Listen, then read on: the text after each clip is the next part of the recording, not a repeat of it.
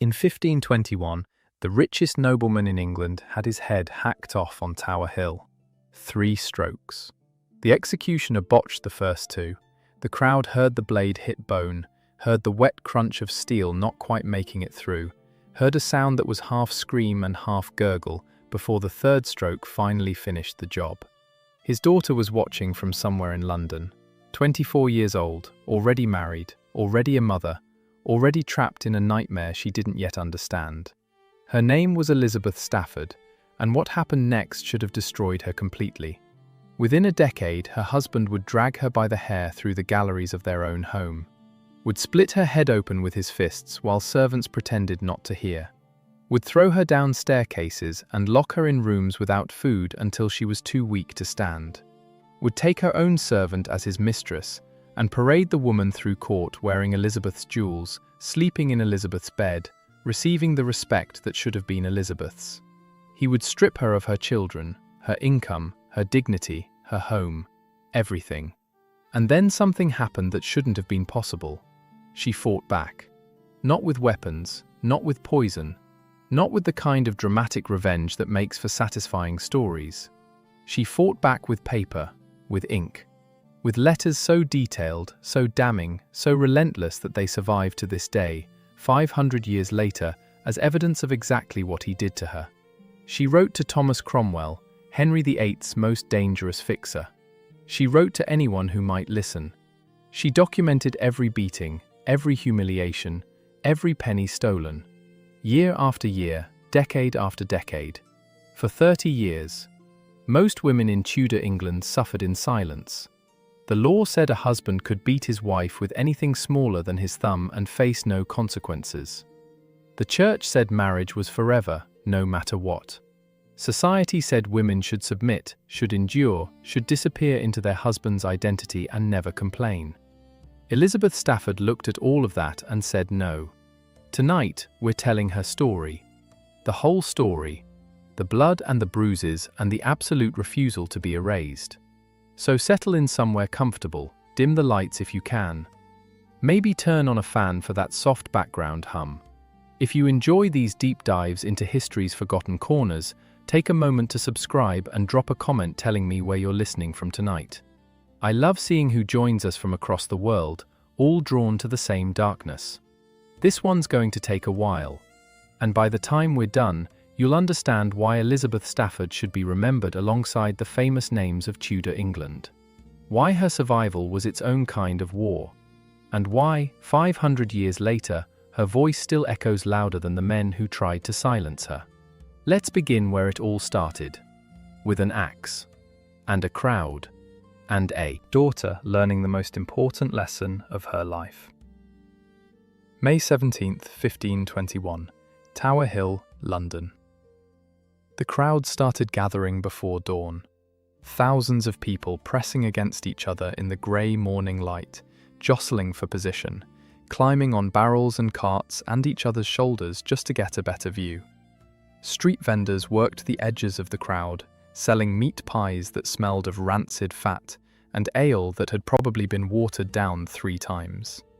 Pickpockets worked the middle, fingers quick and practiced, knowing that everyone would be looking at the scaffold and not at their purses. Because today was special. Today they were going to watch a duke die. Not just any duke, Edward Stafford, Duke of Buckingham, the wealthiest nobleman in England. A man whose blood ran back to Edward III, a man who, some whispered, had a better claim to the throne than the king himself. That whisper was why he was about to die. Picture the scaffold, black cloth draped over the wooden platform, already stained dark from previous executions. The executioner standing ready, a big man in a leather apron, his axe freshly sharpened and gleaming. Guards forming a perimeter with halberds crossed, keeping the crowd from surging forward. The smell of unwashed bodies and excitement, and something else underneath, something metallic and old. The smell of blood soaked into wood that never quite washes out. Buckingham walked onto the scaffold around 11 in the morning. He was 53 years old, still strong, still proud, still wearing the bearing of a man who'd spent his entire life being treated like royalty. because he almost was royalty. That was the problem. His bloodline descended from Thomas of Woodstock, youngest son of Edward III. In a kingdom where Henry VIII had no male heir, where the succession was a question mark written in anxiety and paranoid speculation, that blood was dangerous. Too dangerous to let live. The charges were treason. Buckingham had listened to prophecies about wearing the crown someday, had talked too freely about what might happen when Henry died, had made the fatal mistake of having ambitions that matched his bloodline. 17 peers sat in judgment. Every single one voted guilty. Not because the evidence was overwhelming, because Henry wanted Buckingham dead. And what Henry wanted, Henry got. So here he was, on the scaffold, making his final speech. They always made speeches. It was expected. Buckingham acknowledged his sins, asked forgiveness from God, proclaimed his loyalty to the king even now, even with the axe gleaming beside him. He was careful, so careful, because his children were still alive, his wife, his grandchildren. One wrong word, one accusation against Henry, and they could follow him to this same scaffold. So he said nothing dangerous, just the expected pieties, just the ritual words of a man about to die. He knelt, placed his neck on the block. The wood was worn smooth from use, dark with old stains that no amount of scrubbing could remove. You could smell it if you got close enough. Blood and sawdust and something else, something sweet and rotten that never quite went away. The executioner raised his axe. The crowd held its breath, and then it fell. The first stroke missed, hit his shoulder instead of his neck. Buckingham screamed. Not a dignified sound, not a brave sound, the raw, animal scream of a man in agony. His shoulder blade shattered, blood spraying across the black cloth, across the executioner's boots, across the spectators in the front row who'd paid extra for the privilege of standing close. The second stroke caught his neck but didn't sever it. More screaming, though weaker now, gurgling. The sound of steel grinding against vertebrae. The crowd gasping, some turning away, most leaning forward with horrible fascination. The third stroke finally finished it. The head rolled across the platform, coming to rest against the edge of the scaffold. The body slumped forward, blood pumping from the severed neck in weakening spurts. The executioner picked up the head by its hair and held it high for the crowd to see. "Behold the head of a traitor!" The crowd roared, cheered, applauded. Entertainment, that's what this was. Better than a bear baiting, better than a play. Real blood, real death, real screaming. And somewhere in London, probably watching from a window, possibly locked in a room with her hands pressed over her ears, was Elizabeth Stafford. Her father was dead, her world was over, and she was just beginning to understand what that meant. Daughter of a traitor, 4 words. In Tudor England, those 4 words were a curse that could follow you to your grave. Elizabeth was 24 years old, already married for about 8 years, already a mother, already bearing the title Duchess of Norfolk, one of the highest ranks a woman could hold in England. None of it protected her now. Within days of Buckingham's execution, his estates were seized by the crown. Everything. The vast lands that had been in Stafford hands for generations. The castles, the manors, the income that had made her father one of the richest men in England. All of it confiscated. Her brothers were disinherited, their futures destroyed. Her mother was left nearly destitute, dependent on whatever scraps the crown chose to provide. The Stafford name, which had meant power and prestige for generations, now meant one thing only: traitor. The only reason Elizabeth wasn't swept away with everything else was an accident of timing. She'd already been married off, already belonged to the Howard family. Her husband's clan was still in favour with the king, and Thomas Howard wasn't about to let his wife's disgrace splash onto him. So Elizabeth survived the immediate aftermath, kept her title, kept her position, kept the marriage that would become her prison. But something fundamental had shifted, something that would shape everything that followed. Elizabeth had learned, in blood and screaming and a crowd's cheers, exactly how fast everything could disappear. Exactly how little blood and wealth mattered when a king decided otherwise. Exactly how fragile the line between power and death really was. That knowledge would make her careful, make her document everything, make her fight for every scrap of security she could find. It would also make her desperate. And desperation, in Tudor England, was a blade that cut both ways. To understand what Elizabeth Stafford endured in her marriage, you have to understand what she lost before the violence even started. You have to understand who she was, what she'd been raised to expect, what she thought her life would be. Elizabeth was born around 1497. We don't know the exact date. Nobody bothered recording it precisely. Women's births weren't considered important enough to document with care. But we know her father was Edward Stafford, Duke of Buckingham, and that meant something. Buckingham wasn't just wealthy, he was obscenely wealthy. The kind of wealth that makes kings nervous. His income exceeded that of most small kingdoms. He employed hundreds of servants. He lived in castles that rivaled royal residences. When he travelled, it was with an entourage of 500 men. Not because he needed protection, because he could. And he had something else, something no amount of money could buy. Blood. Royal blood, Plantagenet blood. Blood that traced back to Edward III through Thomas of Woodstock. In the elaborate calculus of succession that obsessed Tudor England, that blood meant Buckingham had a claim to the throne. A distant one, maybe. A complicated one, certainly, but a claim nonetheless. Elizabeth grew up surrounded by this. Surrounded by wealth and power and the unspoken understanding that her family might one day rule England. She was educated well, taught to read and write, to manage a household, to navigate noble society. She learned that she was special, that her blood meant something, that her future would be magnificent. Her mother was Lady Eleanor Percy, daughter of the Earl of Northumberland. More noble blood, more connections, more expectations. Elizabeth was raised to marry well, to strengthen alliances, to continue the family's rise toward ultimate power. She was raised to believe she would always be protected by her name and her blood and her father's vast resources. Nobody told her how quickly all of that could be stripped away. Around 1513, Elizabeth was married to Thomas Howard. On paper, it was an excellent match, better than excellent. The Howards were one of the most powerful families in England. Thomas's father was Duke of Norfolk, the highest title in the realm below royalty. The Howards had survived backing Richard III at Bosworth Field, which took some doing. They'd been stripped of titles, imprisoned, nearly destroyed, and they'd clawed their way back. The Howards always clawed their way back.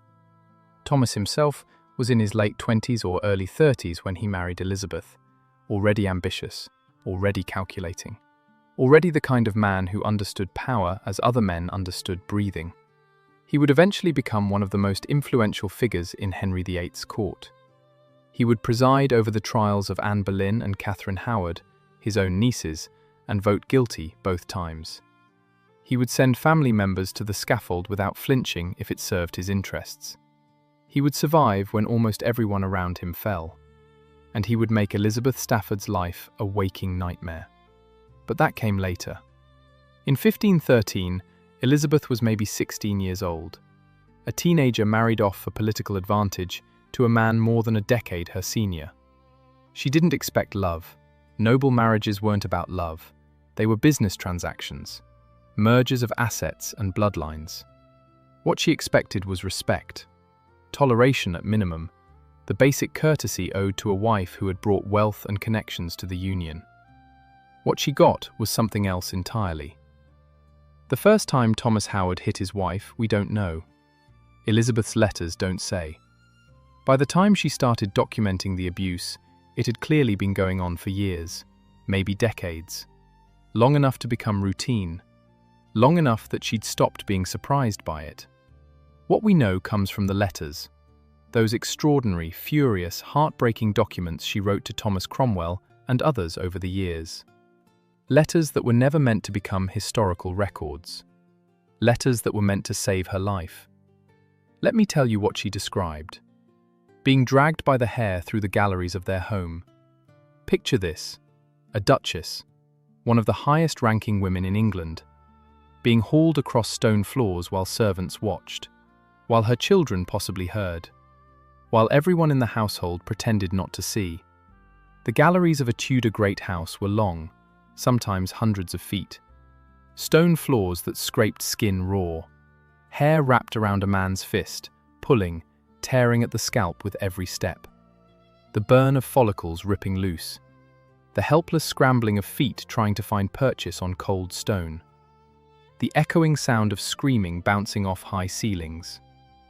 She described being thrown down a flight of stairs. Tudor staircases were steep, narrow, made of stone or hardwood. Hard landings at the bottom. A woman thrown down one of those staircases could easily break bones, break her spine, break her neck, die. Thomas Howard didn't seem to care whether she lived or died when he threw her. That's the thing that chills me. The casualness of it. The absolute certainty that there would be no consequences no matter what happened. She described having her head split open. Not a cut, not a bruise, split open. The kind of wound that bleeds so profusely you think you're dying, that soaks through cloth and drips on floors and leaves, scars that never fully fade. The kind of wound that takes weeks to heal, during which you can't appear in public, can't let anyone see what he's done.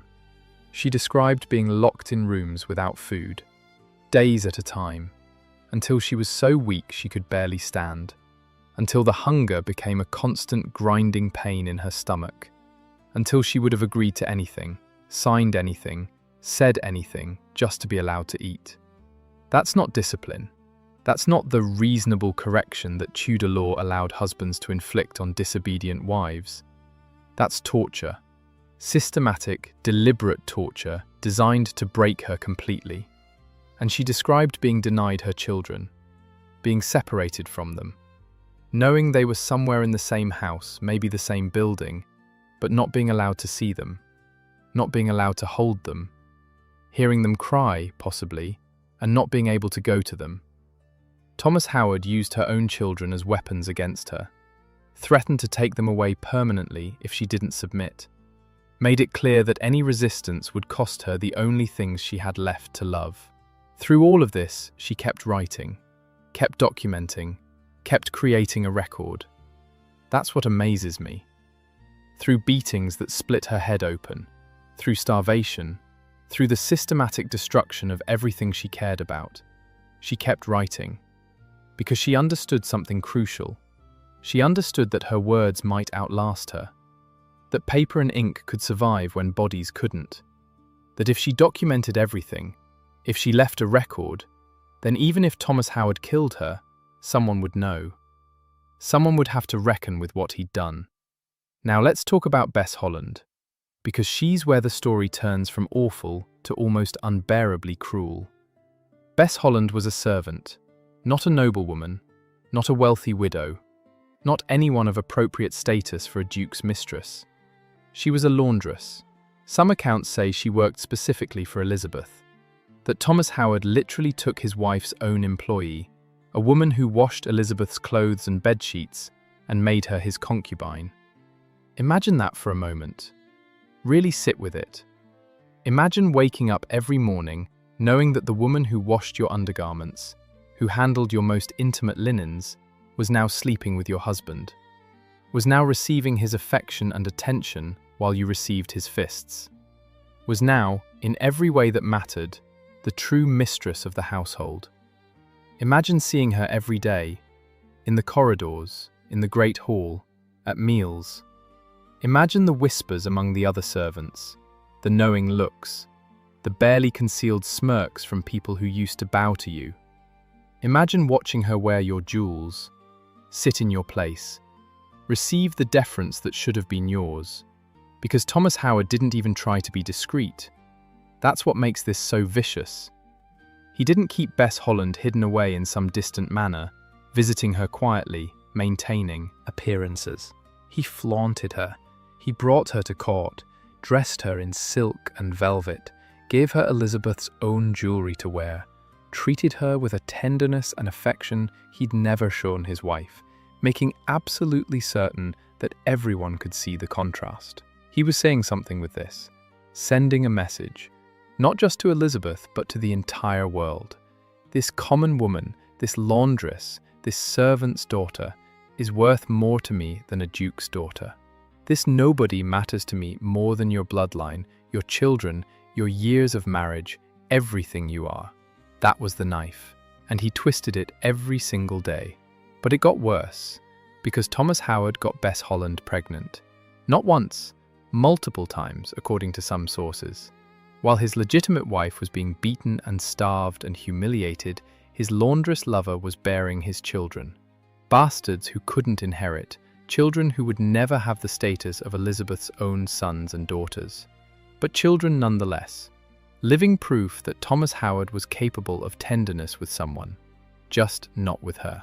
Elizabeth had to watch Bess Holland's belly swell, had to watch Thomas touch that belly with gentle hands, had to know he was excited about these babies in a way he'd never been excited about hers. The children Bess Holland bore were raised in the Howard household, raised alongside or near Elizabeth's legitimate children. A constant reminder, a permanent humiliation. And then there were the jewels. In Tudor England, jewelry wasn't just decoration, it was wealth. Portable, concealable wealth that could be converted to cash in emergencies. A noblewoman's jewelry was often the only thing she actually owned, the only security she had independent of her husband. Elizabeth's jewels had been substantial. She came from one of the wealthiest families in England. Her dowry would have included pieces passed down through generations. Her mother's pearls, her grandmother's rings, the necklace her father gave her on her wedding day, the last gift she ever received from him before they cut off his head. Thomas Howard took all of it. Not gradually, not with any pretense of borrowing. He simply took her jewelry and gave it to Bess Holland. Imagine watching a laundress wear your mother's pearls, your dead father's last gift around another woman's neck. Imagine seeing those pieces at court, on someone else's body. The whispers, the knowing looks.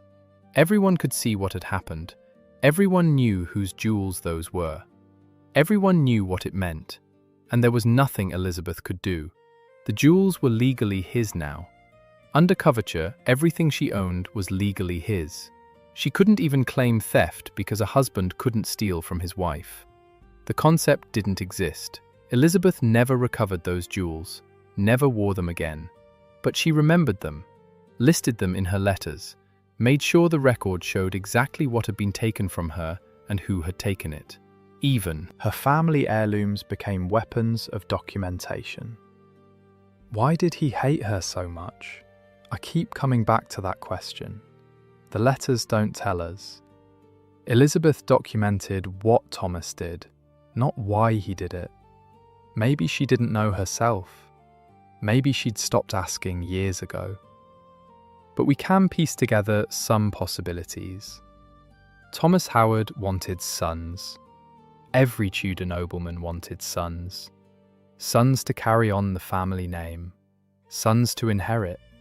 Sons to prove your virility and secure your legacy. Elizabeth gave him sons, at least two that we know of.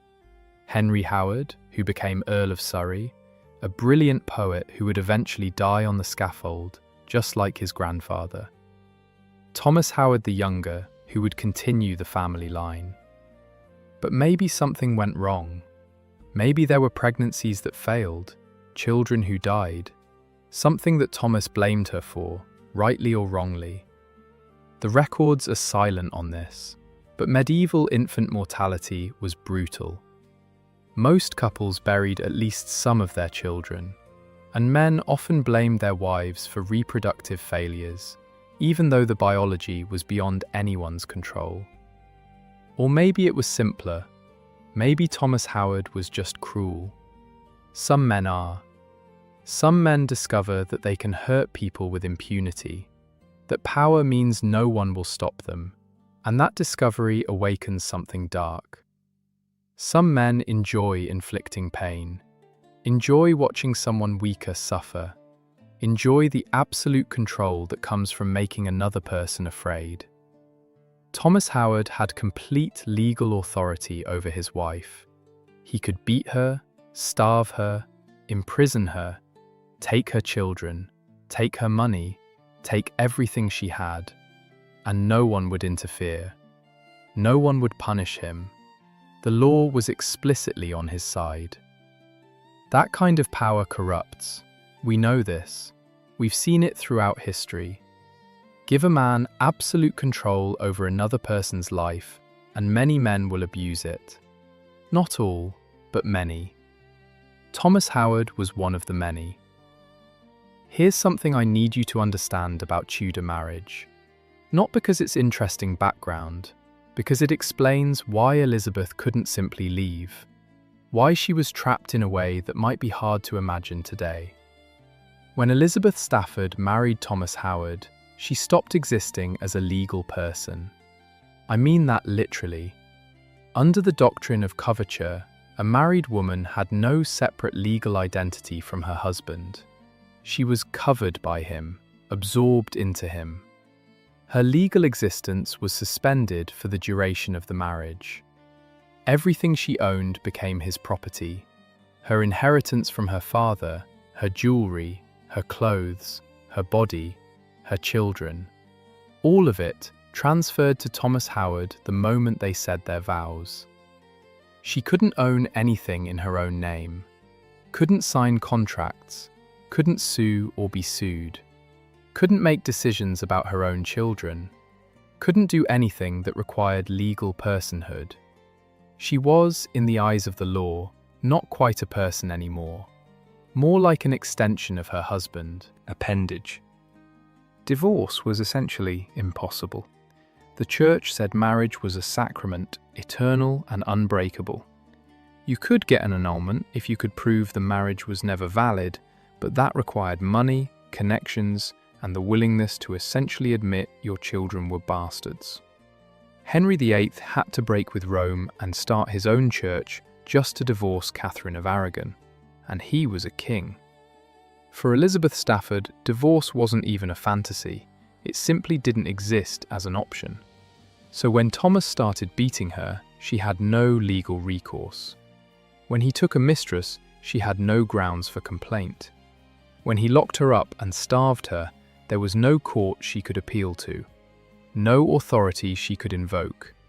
The law explicitly permitted husbands to discipline their wives, to physically correct them. There were supposed to be limits. You weren't supposed to kill her, weren't supposed to cause permanent maiming. But enforcement was essentially non-existent. Who would intervene? Who would stop a duke from doing whatever he wanted to his own property? Nobody. That was the answer. Nobody would stop him. Nobody could stop him. The entire system was designed to give men like Thomas Howard absolute power over women like Elizabeth. That's the cage she was in, made of law and custom, and the absolute certainty that no one was coming to save her. Which is why what she did next was so remarkable. She started writing letters. Not love letters, not social correspondence. Weapons. She started writing weapons. The letters to Thomas Cromwell are calculated documents, carefully crafted appeals designed to survive in the most dangerous political environment in Europe. Elizabeth wasn't just complaining. She was negotiating, trading, playing the same game all the dangerous men around her were playing. Cromwell was Henry VIII's fixer, the man who made impossible things happen. When Henry wanted his marriage annulled, Cromwell found a way. When Henry wanted money, Cromwell dissolved the monasteries and filled the treasury. When Henry wanted enemies destroyed, Cromwell arranged the evidence, managed the trials, signed the death warrants. He was brilliant, ruthless, completely without conscience. Let me tell you what kind of man Thomas Cromwell was. In 1535, he had the prior of the London Charterhouse executed. Not quickly, not mercifully. The prior was hanged until almost dead, cut down while still breathing, disemboweled while conscious, and forced to watch his own organs being pulled from his body before he was finally beheaded and quartered. His remains were displayed on the gates of the city as a warning. Cromwell ordered this, supervised it, made sure it was done properly. He was one of the most dangerous men in England. He had executed more people than Elizabeth could count. He would eventually help execute Anne Boleyn herself. He signed death warrants the way other men signed receipts. And Elizabeth Stafford sat down and wrote to him asking for help. Think about that. Think about the desperation required. Think about looking at a man who disemboweled monks for political convenience and deciding he was your best option. That's how bad things were. That's how trapped she was. Her best hope was a monster, and she approached that monster anyway because he was marginally less dangerous to her than her own husband. Why him? Because he was one of the few people who might actually be able to do something. Thomas Howard was powerful, but Cromwell was arguably more powerful. He had the king's ear. He controlled the machinery of government. If anyone could intervene in Elizabeth's situation, it was him. The letters are fascinating to read. Elizabeth flatters Cromwell, acknowledges his power, thanks him for past considerations. But she also offers him something: information, gossip about her husband's activities, hints about his loyalties, suggestions that Thomas Howard might not be entirely faithful to the king's interests. She was giving Cromwell leverage, ammunition he could use against Thomas Howard if he chose to, making herself useful to one of the most dangerous men in England so that he might have reason to protect her. It was brilliant, really. Absolutely brilliant. Here was a woman with no legal rights, no power, no protection, playing the game of Tudor politics as skillfully as any of the men who thought they were the only ones playing. And it worked. Not completely, not as much as she wanted, but it worked. Cromwell did intervene, did negotiate with Thomas Howard, did make it clear that the king was aware of the Duchess's situation and was displeased. Thomas Howard, who was nothing if not politically savvy, understood the message. He couldn't simply kill Elizabeth, couldn't make her disappear, not without risking trouble with Cromwell, which meant trouble with the king. And Thomas Howard needed to stay in the king's good graces. His entire position depended on it. So Elizabeth survived. Not comfortably, not happily, but she survived. Because she'd made herself too visible to destroy quietly. Because she'd created a paper trail that would be embarrassing if it became public. Because she'd played the game and won a small victory in a war she was losing. The letters continued throughout the late 1520s and into the 1530s, year after year.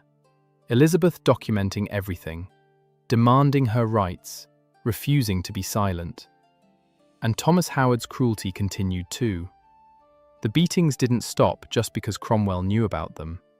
The humiliation with Bess Holland intensified, if anything. Thomas seemed determined to break Elizabeth completely, to force her to submit, to make her accept her situation and stop causing trouble. She refused. That's the thing that gets me. Year after year of abuse, year after year of being told by every part of her world that she should submit, should endure, should accept. And year after year, she refused. Kept writing, kept demanding, kept making noise.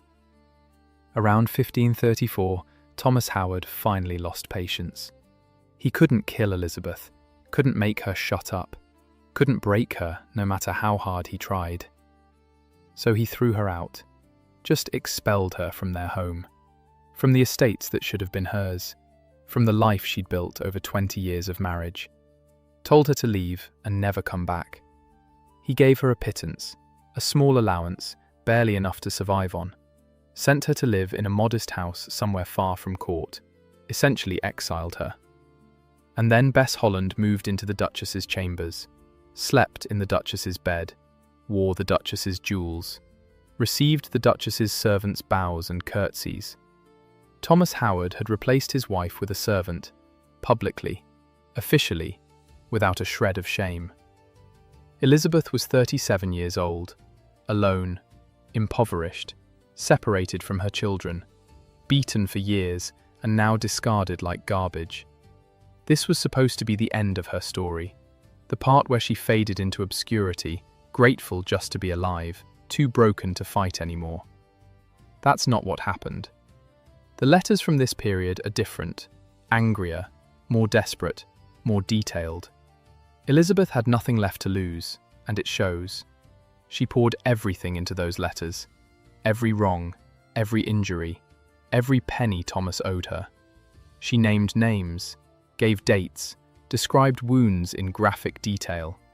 She called Bess Holland every insulting term she could think of. Drab, churl's daughter, strumpet, harlot. The language is vicious, the hatred so thick you can feel it radiating off the page 500 years later. But underneath the hatred is something else, something almost like bewilderment. How could Thomas prefer this woman? How could he humiliate Elizabeth so completely for someone so far beneath them both? How could everything she was, everything she'd brought to the marriage, matter less than a laundress? She couldn't understand it. Maybe that's why she kept fighting, because accepting that Thomas simply didn't want her, that his cruelty wasn't about anything she'd done or failed to do, but simply about who he was, would have been too devastating to bear. Easier to fight, easier to rage, easier to document every wrong and demand every penny than to sit with the truth. The truth was that Thomas Howard had never loved her, had probably never even liked her. She'd been a political transaction, and now the transaction was done and he was finished with her. The truth was that 30 years of marriage meant nothing to him. The children she'd borne him meant nothing. Her blood and her suffering and her loyalty meant nothing. The truth was that she was disposable, had always been disposable, and he was finally disposing of her. Elizabeth refused to accept it, refused to go quietly, refused to disappear the way everyone expected her to. So she kept writing, kept demanding, kept making herself impossible to ignore. And now we need to zoom out, because while Elizabeth was fighting her private war, while she was counting her inadequate allowance and documenting her husband's cruelties, the world around her was exploding. The 1530s were chaos, absolute, unprecedented, terrifying chaos.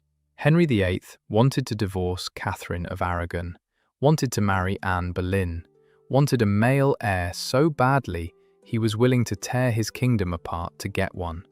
The break with Rome, the dissolution of the monasteries, the execution of Thomas More, the restructuring of English religion along lines that nobody fully understood.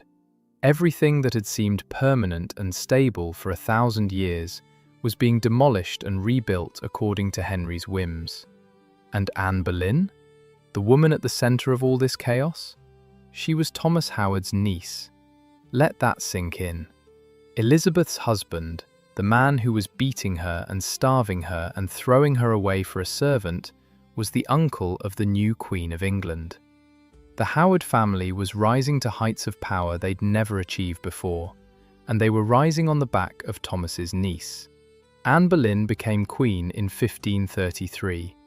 Thomas Howard became one of the most powerful men in England. The family's fortunes soared, and Elizabeth, who was technically part of that family, who had borne Howard children and worn the Howard name for 20 years, was rotting in exile, counting her pennies, writing her desperate letters to anyone who would listen. The irony must have been suffocating. The Howards had never been more powerful, and Elizabeth had never been more powerless. But she understood something that Thomas didn't seem to grasp. She'd learned it watching her father walk to the scaffold. Power turns. The higher you rise, the harder you fall. The same king who elevated Anne Boleyn could just as easily destroy her. All Elizabeth had to do was wait. May 19th, 1536.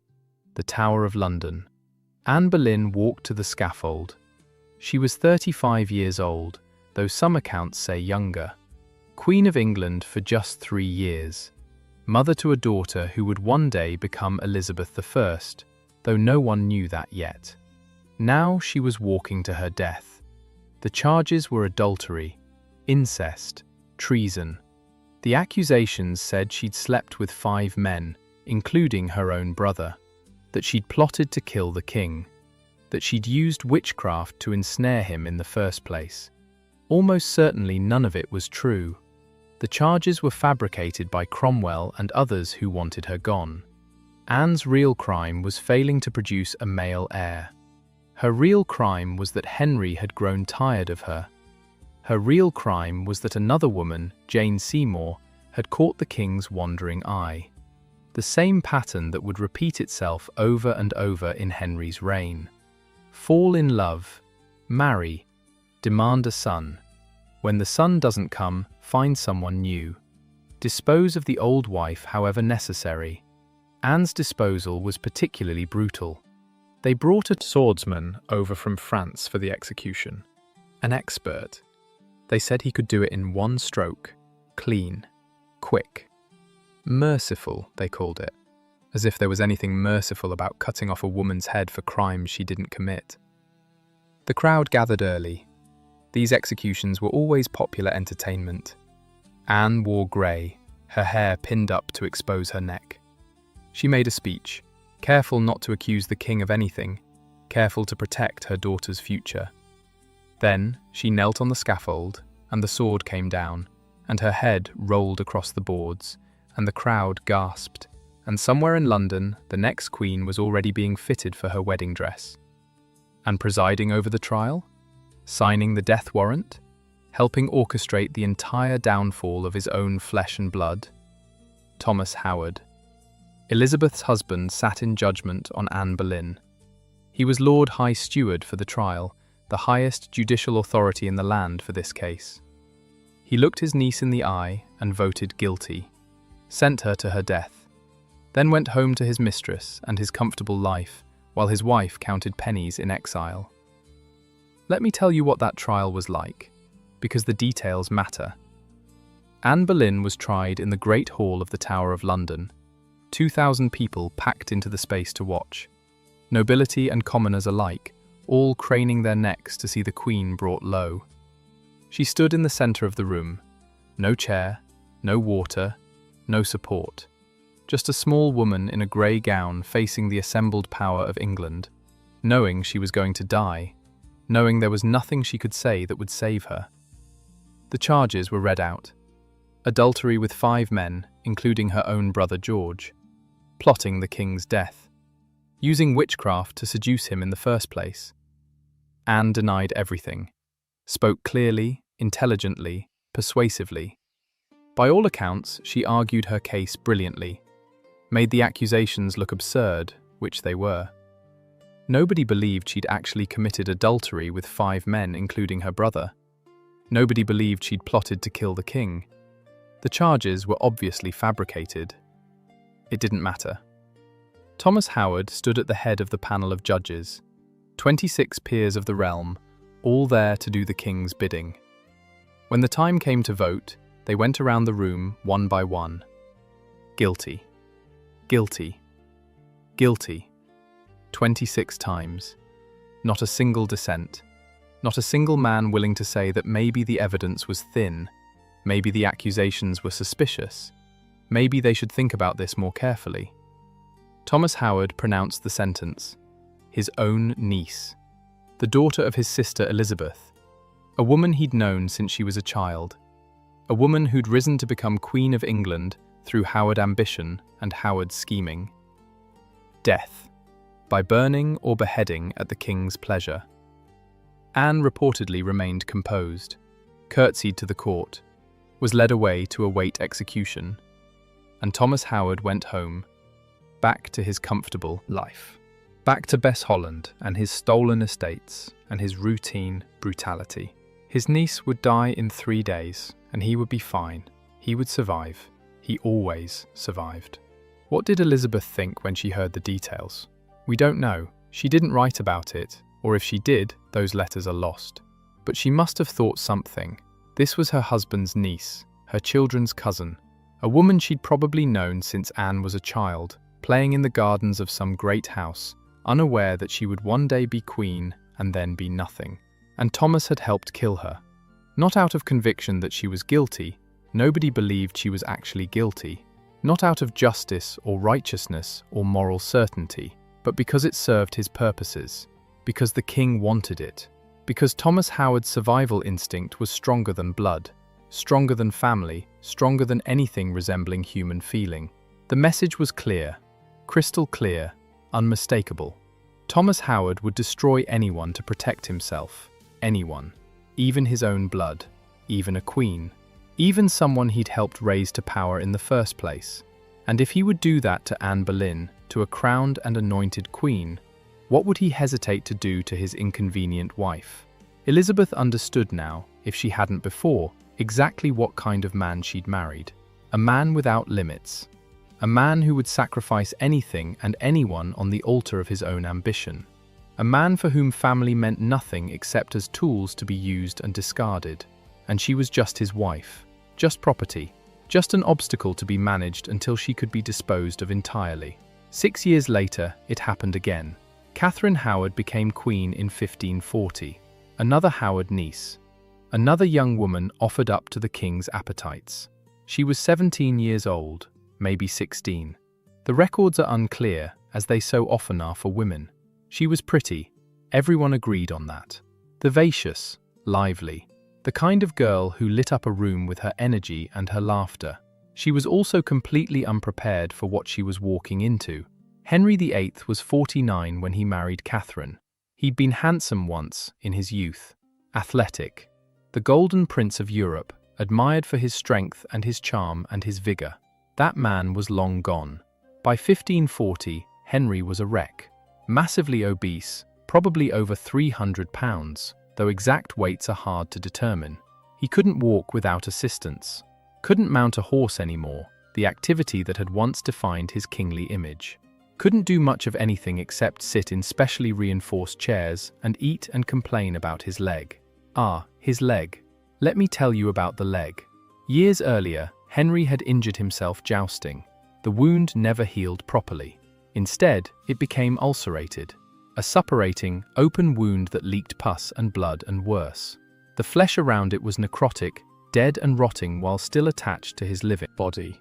The smell was indescribable. People who were in rooms with Henry wrote about it in their private letters. The stench of rotting meat, the sweet, sick odour of infection. Something that got into your nose and your throat and wouldn't leave, that made you gag if you breathed too deeply. Servants burned herbs constantly, incense, anything that might mask the smell. It barely helped. The rot was too deep, too advanced. Henry was literally decomposing while still alive, and Catherine Howard had to share his bed, had to pretend to be attracted to this mountain of decaying flesh, had to submit to his attentions, whatever those attentions might have been given his physical condition, had to smile and act grateful for the privilege of being Queen of England. She was 17 years old. Is it any wonder she made mistakes? Is it any wonder she looked elsewhere for affection, for connection, for something that didn't smell like death? Catherine had a romantic history. She'd been involved with men before her marriage, during those years when she was just another Howard girl being raised in the household of the Dowager Duchess of Norfolk. There had been flirtations, possibly more than flirtations. Young men who caught her eye and held her attention. This history hadn't been properly concealed. People knew about it, people talked about it, and eventually someone talked to the wrong person, and the whispers reached the king's ears. Henry was devastated, genuinely devastated. He'd believed Catherine loved him, had convinced himself somehow that this teenage girl was attracted to his rotting body and his foul temper and his mountain of flesh. The revelation that she might have looked elsewhere, might have preferred someone young and healthy and whole, broke something in him. He wept. The King of England wept in front of his council, great heaving sobs that shook his massive body,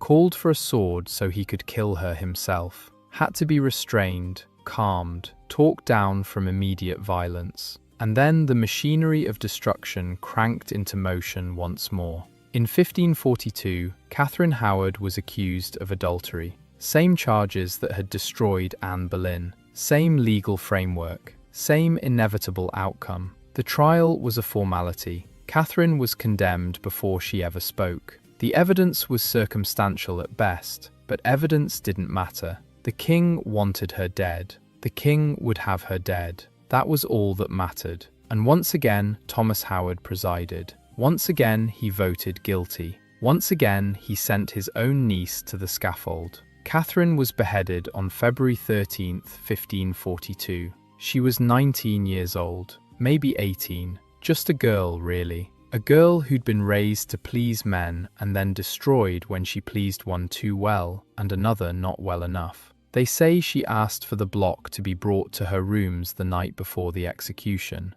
practiced placing her head on it, wanted to make sure she did it right when the moment came, wanted to die with dignity, if she had to die at all. She walked to the scaffold steadily, spoke briefly, acknowledged her sins, asked for mercy for her family, and then she knelt, and then the axe fell, and then another Howard woman was dead. 2 queens, both Thomas Howard's nieces, both dead by the axe, and Thomas Howard's signature on both death warrants. What kind of man does that? What kind of cold, calculating machinery operates inside someone who can condemn his own blood twice and then go home and eat dinner? The same kind that beats his wife, starves her, throws her away for a servant. The kind that sees people as instruments to be used and discarded. The kind that has no loyalty except to his own survival. The kind that would sacrifice anything, to maintain his position. Elizabeth watched all of this from her exile. Watched her husband help destroy 2 young women who'd had the misfortune of becoming queens. Watched the pattern repeat itself across the years. Anne Boleyn, Catherine Howard. 2 girls, really. 2 girls who'd been raised to be useful to their family and then abandoned when their usefulness ran out. 2 girls who trusted that their blood would protect them, that being a Howard meant something, that family loyalty worked both ways. It didn't. Not for Thomas Howard, not for his nieces, not for his wife. And Elizabeth kept writing her letters, kept documenting, kept refusing to disappear. Because she understood now, if she hadn't before, exactly what survival required. It required being too visible to kill quietly, too documented to deny, too persistent to ignore. Thomas Howard might be willing to sacrifice his nieces, but he wasn't willing to create a scandal by murdering his wife when everyone already knew what he'd done to her. That was Elizabeth's protection. Not love, not family, not law, just the cold calculus of inconvenience. The 1540s ground on, the decade that would finally bring some resolution to Elizabeth's nightmare, though not in the way she might have hoped. Henry VIII was dying. Everyone could see it. His body was giving out, overwhelmed by years of excess. The ulcer on his leg had become a spreading infection. He was in constant pain, constantly feverish, constantly surrounded by doctors who could do nothing but watch him rot. The succession was uncertain. Prince Edward, Henry's only legitimate son, was a sickly child. His daughters, Mary and Elizabeth, had both been declared bastards at various points. Nobody knew what would happen when the king finally died. In this climate of uncertainty, every powerful family was jockeying for position, trying to place themselves to take advantage of whatever came next. The maneuvering was intense, dangerous, and frequently fatal. Thomas Howard, as always, was in the thick of it, calculating, planning, making sure the Howards would land on top no matter what happened. His son, Henry Howard, Earl of Surrey, was less careful. Surrey was brilliant, a genuine literary genius. His poetry helped revolutionize English verse, introducing new forms and techniques that would influence writers for centuries. He was handsome, charming, ambitious, everything a young nobleman should be. He was also arrogant, reckless, unable to keep his mouth shut about his family's royal blood. just like his grandfather Buckingham, just like his cousins Anne and Catherine, the same fatal flaw passed down through generations. The same inability to understand that having a claim to the throne was only valuable if you didn't talk about it. Surrey used heraldic symbols that suggested a royal connection, talked too freely about what might happen when Henry died, made enemies who were happy to whisper accusations in the king's increasingly paranoid ear. Henry VIII, in his final months, saw threats everywhere. His mind was clouded by pain and fever and the approach of death. Surrey's boasting, which might have been tolerated at another time, became intolerable. Another traitor, another potential usurper, another head to take. In January 1547, Surrey was arrested. The trial was quick. The verdict was predetermined. Nobody was going to acquit when the king wanted blood. On January 19, 1547, Henry Howard, Earl of Surrey, was executed on Tower Hill. He was 30 years old, a poet, a nobleman, a fool who'd inherited his mother's stubbornness and his family's fatal tendency to reach too high. The morning was cold, January in London, the kind of cold that cuts through clothing and settles into your bones. The crowd that gathered to watch was smaller than usual. The weather kept some away, and Surrey wasn't as famous as some of the others who died on that scaffold. But they came anyway. They always came. Death was entertainment in Tudor England, and a nobleman's death was better entertainment than most. Surrey walked to the scaffold without assistance. He was gaunt from weeks of imprisonment, pale. But he held his head high. The Howard pride, even at the end, especially at the end. He said nothing. Some condemned men made speeches, protested their innocence, asked the crowd to pray for their souls. Surrey didn't bother. What was there to say? Everyone knew why he was there. Everyone knew the real crime wasn't treason, but talking too much. He knelt, placed his head on the block. The executioner lifted the axe. One stroke, clean. Surrey was fortunate in that, at least. The blade was sharp and the executioner skilled. The head came off with that wet crunch of severed vertebrae, the sound that spectators at executions learn to recognize. The body slumped forward. Blood sprayed across the scaffold, steaming in the cold air. And somewhere in London, Elizabeth Stafford received the news that her eldest son was dead. Elizabeth Stafford's son was dead. The child she'd been separated from, the boy she'd fought so hard to see. Dead on the scaffold, just like her father, 26 years before. She'd lost her father to the axe. Now she'd lost her son. The same accusations, the same machinery, the same crowd cheering as another head rolled. And Thomas Howard? He was in the Tower himself, arrested alongside his son, scheduled to be executed the next day. Father and son would die within hours of each other, the Howard line extinguished in blood. But Henry VIII died first, January 28, 1547, 9 days after Surrey's execution. The king finally succumbed to the infection that had been killing him for years. And with the king's death, the warrant for Thomas Howard's execution became void. The new government, led by Edward Seymour, could have proceeded with the execution. But they didn't. Too much chaos, too many other concerns. Thomas Howard was left in the Tower, stripped of his titles, his fate uncertain. He was 80 years old. He'd outlived almost everyone. Outlived kings and queens and rivals and enemies. Outlived his own son. But he hadn't outlived Elizabeth Stafford. Thomas Howard stayed in the Tower for 7 years, the entire reign of Edward VI. The Protestant government had no love for the Catholic Howards, and Thomas was left to rot in comfortable captivity while his enemies ran the country. 7 years of imprisonment. 7 years of watching the world change through a window. 7 years of not knowing if he'd ever be released. Elizabeth was still alive during all of this, still in her modest exile, still writing letters demanding what was owed to her. She was in her 50s now, ancient by Tudor standards. She'd survived everything. Her father's execution, her son's execution, 30 years of abuse, exile and poverty and humiliation. And she was still there, still fighting, still refusing to disappear. There's something almost admirable about that persistence, something unbreakable in her. Thomas Howard had tried everything to destroy her. Physical violence, starvation, separation from her children, public humiliation, impoverishment. None of it had worked.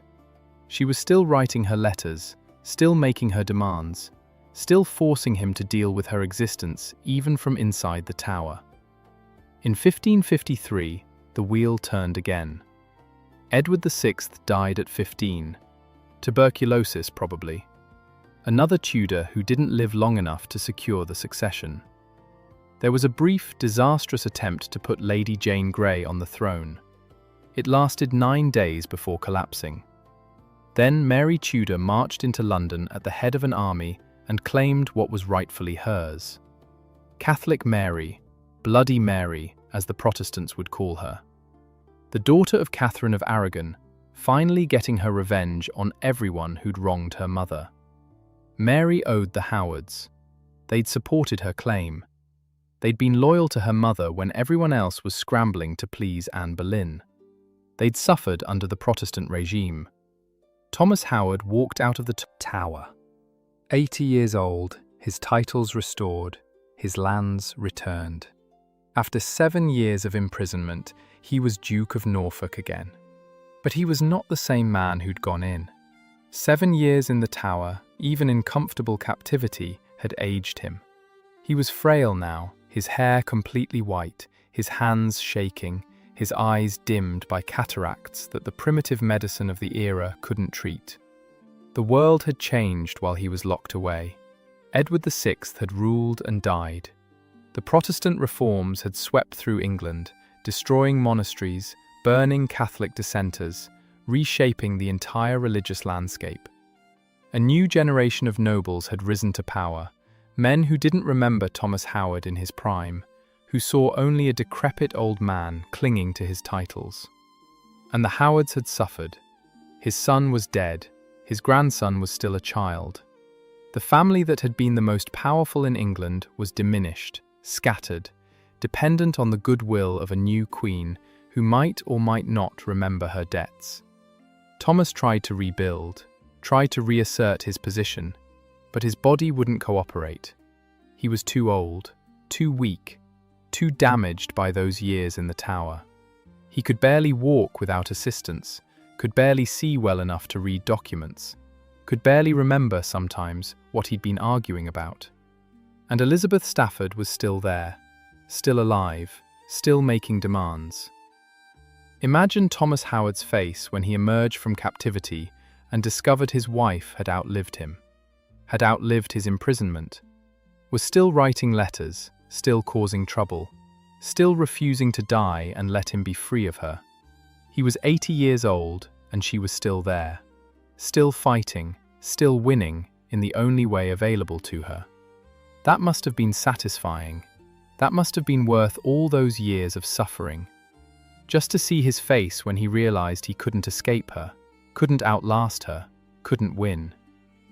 Thomas Howard died on August 25, 1554. He was 81 years old. He died at Kenninghall in Norfolk, in his own bed, surrounded by whatever family still claimed him, whatever servants still attended him, whatever remnants of his power and prestige had survived 7 years in the Tower and 81 years of scheming. After a lifetime of calculation, after sending 2 nieces to the scaffold, after beating his wife for 30 years, after outliving kings and queens and rivals and his own son. He was dead, finally, irrevocably dead. And Elizabeth Stafford was still alive. Think about what that must have felt like. This man who had devoted himself to her destruction for 3 decades, who had split her head open, thrown her downstairs, starved her, humiliated her, stolen her children and her jewels and her dignity, who had replaced her with a laundress and paraded his contempt before the entire world. He was dead. She was alive. She had outlasted him. Not by much, maybe. She was in her 60s herself, worn down by decades of abuse and poverty and grief. But she was still breathing, still existing, still refusing, even now, to disappear. That was her victory. The only victory available to her, perhaps, but a victory nonetheless, simply lasting longer, simply refusing to die first, simply denying him the satisfaction of knowing she was gone. After his death, Elizabeth finally received some of what she'd been fighting for. As the Dowager Duchess of Norfolk, she was entitled to certain properties and revenues that Thomas had denied her for years. The courts finally recognized her rights. She finally had income, finally had security, finally had something resembling the life she should have had all along. It wasn't justice, not really. You can't get justice for 30 years of abuse. Can't get back the children you were separated from. Can't heal the wounds, physical and psychological, that have shaped every day of your existence. But it was something. Money to live comfortably, status restored, the acknowledgement that she had been wronged. She lived another 4 years. 4 years without Thomas Howard's shadow over everything she did. 4 years of something like peace. We don't know much about those years. The letters stop. The historical record goes quiet. She wasn't at the center of events anymore, wasn't fighting for survival, wasn't demanding justice. Maybe she rested, finally rested, let the exhaustion of decades catch up with her, slept late, ate what she wanted, did the ordinary things that had been denied her for so long. Maybe she spent time with her surviving family, her grandchildren, the next generation who would carry her blood forward into a future she would never see. Maybe she looked back on everything she'd endured and felt pride. Pride in having survived. Pride in having fought. Pride in having refused to disappear when every force in her world conspired to erase her. Or maybe she just felt tired, bone-deep tired. The weariness of someone who's been fighting too long, who's seen too much, who's carried too heavy a burden for too many years. Maybe she felt grief, for her father, for her son, for the children she'd been separated from, for the life she should have had. Probably all of it, probably everything at once, because that's how trauma works. You don't feel one thing at a time. You feel everything, all of it, layered on top of each other, impossible to separate. Elizabeth Stafford died around 1558, the same year Elizabeth I took the throne. The same year the Tudor era began its final, glorious chapter. She didn't live to see that, but she lived long enough. Long enough to bury her husband, long enough to claim what was hers, long enough to prove that she couldn't be erased. So what do we make of Elizabeth Stafford? How do we understand a woman who spent 30 years fighting a battle she couldn't win, using the only weapons she had, refusing to accept defeat even when defeat seemed inevitable? She wasn't a saint. The letters make that clear. She was angry, bitter, sometimes petty. She complained endlessly, demanded constantly. She wasn't grateful for whatever small mercies she received, because she knew she deserved more. But she was brave, astonishingly brave. In an era when women had almost no legal rights, when a husband could beat his wife with impunity, when the entire system was designed to keep women silent and obedient, Elizabeth Stafford raised her voice. She documented her abuse, described it in detail, named her abuser, demanded accountability. And while she never got justice, not really, not in the way she deserved, she created a record that survived, a record that means 500 years later, we know her story. Thomas Howard was one of the most powerful men of his era. He helped shape Tudor England, presided over some of the most famous trials in history, sent queens to the scaffold, And yet, when we read about him now, we can't escape Elizabeth's accusations, her documentation, her testimony. His reputation is forever stained by what she wrote, forever marked by the evidence she left behind.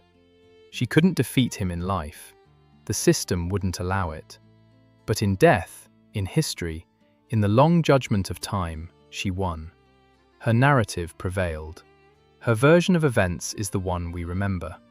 That's the power of documentation, the power of refusing to be silent, the power of writing it down even when no one seems to be listening. There's a passage in one of Elizabeth's letters that haunts me. She's laying out all the ways Thomas Howard has wronged her, and she writes something like this: "She would rather be a poor man's wife and be sure of her life than continue in such a way." Read that again. She would rather give up everything, all the wealth and status and position she'd been raised to expect. She would rather live in poverty, would rather be nobody, just to feel safe, just to not fear for her life, just to sleep without wondering if tonight was the night he'd finally kill her. That's what domestic abuse does. It reduces everything to survival, makes the most basic human needs seem like impossible luxuries.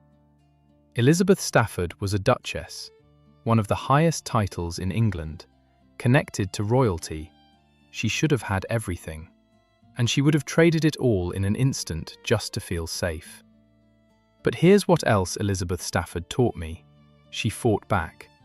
Not with violence, she couldn't win that way, but with words, with documentation, with the stubborn, relentless insistence that what was happening to her was wrong. She created a record that would outlast them both, made sure her voice would survive when everything else was gone, made sure that future generations would know what Thomas Howard did to his wife. That's power, real power, the power to shape how you're remembered, the power to make your truth survive your abuser's lies. Thomas Howard built castles, commanded armies, shaped the fate of nations. And the thing that survives most vividly about him is his wife's testimony against him. She won. Not the way she wanted, not the way she deserved, but she won. There's one more thing I want to leave you with about Elizabeth Stafford.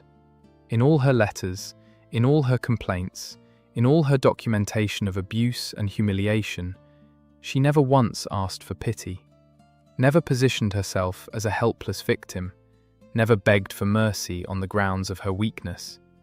She demanded, insisted, required. She stated her case as a matter of justice, not charity. She knew her worth, knew what had been taken from her, knew that she deserved compensation, not sympathy. In an era when women were supposed to be humble and meek and grateful for whatever scraps they received, Elizabeth Stafford refused to play that role. She knew what she was owed, and she said so. That's radical, even now, even 500 years later. A woman who refuses to minimize her own suffering, who refuses to be grateful for crumbs, who refuses to accept that her pain is less important than her abuser's comfort. Elizabeth Stafford understood her own value in a world determined to convince her she had none. Elizabeth Stafford lived through 4 monarchs, watched her father executed, watched her son executed, was beaten for 30 years, starved, humiliated, thrown away. And she survived, fought back, made her voice heard, outlived her abuser, claimed what was hers. She didn't change the world, didn't reform the system, didn't achieve anything that would make splashing headlines. She just survived, just kept going, just refused to disappear. And sometimes that's enough. Sometimes that's everything. Sometimes survival is the only victory available. And it's still a victory. 500 years later, we're still reading Elizabeth Stafford's words, still hearing her voice, still knowing her truth. Thomas Howard is mostly forgotten now, except as context for other people's stories. His castles are ruins. His power is dust. But Elizabeth's letters survive. Her accusations survive. Her stubborn, fierce, unbreakable voice survives. She wrote herself into history, deliberately, intentionally, made sure that anyone who studied the Tudor era would have to reckon with her. And we have. We do. We will. That's her legacy. Not wealth or titles or political influence, just her voice, her words, her refusal to be silenced. In a world that wanted her to disappear, she made sure she would be remembered. But I haven't told you everything yet. The letters? The ones I've been telling you about? They're not just historical documents. They're crime scene evidence. They're testimony. And they contain details I haven't shared yet. Details that make everything worse. Let me take you deeper. One of Elizabeth's letters describes a specific incident in detail that's hard to read, hard to think about, hard to imagine happening to anyone, let alone a duchess in one of England's great houses. Thomas Howard came to her chamber late at night. He'd been drinking. You could smell it on him, probably. The sour reek of wine and something else. Something darker. That particular energy that drunk men get when they're looking for a target. Elizabeth was already in bed. Maybe asleep. Maybe just lying there in the darkness, listening to the sounds of the household settling, hoping tonight would be quiet. It wasn't quiet. He dragged her out of bed by her hair, pulled her across the room, threw her against the wall hard enough to split her scalp open. She felt the impact, felt her head bounce off stone, felt the hot rush of blood down her face, into her eyes, blinding her. And then he kept hitting her. The servants could hear it. They were nearby. They always were in Tudor households, where privacy was a luxury even the wealthy couldn't quite afford. They heard the screaming, the thuds, the sounds of a woman being beaten by a man twice her size. Nobody came to help. Because what would they do? Intervene against the Duke? Lay hands on their master to protect his wife? They'd be executed for it. Or, at the very least, thrown out without references, without wages, left to starve in a world that had no safety net for the unemployed. So they listened, and they pretended not to hear. And in the morning, they cleaned up the blood without making eye contact with anyone. Elizabeth documented this, wrote it down, made sure there was a record. That's what kills me. After being beaten half to death, after bleeding all over her own chamber floor, after lying awake all night in pain and terror, she still had the presence of mind to write it down, to create evidence, to make sure someone would know. Most people in her situation would have been too traumatized to think clearly, too shocked, too hurt. The body goes into survival mode after violence like that. You shake, you can't focus, you can't think straight. Elizabeth forced herself to think straight anyway, forced herself to pick up a pen, forced herself to turn her suffering into something that could outlast her. That's not just courage, that's something beyond courage. That's a woman who understood, deep in her bones, that her only weapon was the written word. And she wielded it even when she could barely see through the blood in her eyes. That's not just survival instinct. That's strategy. That's a woman who understood that her words might be the only weapon she'd ever have, and she was going to use them. Let me tell you about Tudor medicine, because Elizabeth's injuries didn't just happen and then heal cleanly. That's not how it worked in the 16th century. When your head got split open, there was no emergency room, no antibiotics, no sterile bandages, no painkillers except alcohol, and maybe some herbal concoction that did more harm than good. What you got was a barber surgeon, a man whose primary job was cutting hair and pulling teeth, but who'd also stitch up wounds if you paid him enough. He'd show up with unwashed hands and needles that had been used on God knows how many other patients. He'd sew you up with thread that might or might not be clean, and then you'd wait to see if you got infected. Infection was the real killer in Tudor England. A wound that would be a minor inconvenience today could kill you in a week if it turned septic. The flesh around the cut would swell and redden, pus would start seeping out, fever would set in, and then you'd either fight it off or you'd die. Elizabeth survived her injuries, survived multiple injuries over years of abuse, but she would have carried the scars, would have felt the pain of poorly healed wounds every time the weather changed, would have had visible marks on her body that reminded her every single day of what Thomas Howard had done. And nobody cared. That's the thing. Nobody looked at those scars and felt sympathy. Nobody intervened. Nobody did anything.